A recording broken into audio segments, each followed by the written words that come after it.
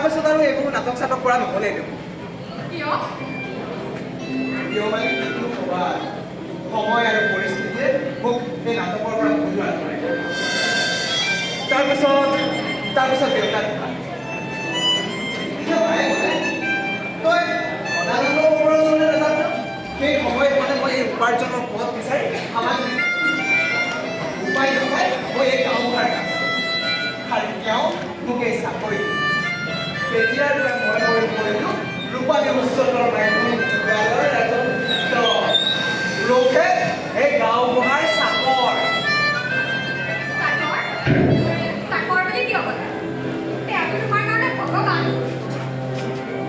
ভগৱান ময়ো ভাবিছিলোঁ প্ৰথমতে তেওঁ ভগৱানেই হয় চাগে মোৰ মনত, কিন্তু পাছত ভাবিলোঁ ভগৱানটো কেতিয়াও ভগৱানেই নহয়।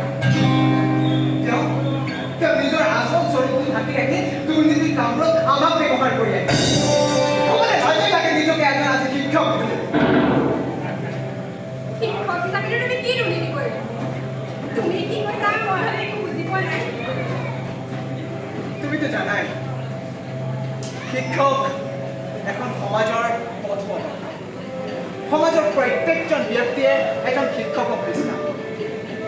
কিন্তু এই গাঁওবুঢ়াৰ মানুহবোৰক বিপদে পৰিচালিত কৰিবলৈ মোক ব্যৱহাৰ কৰি আছে। আৰু মই সকলো জানিও নিৰুপায় হৈ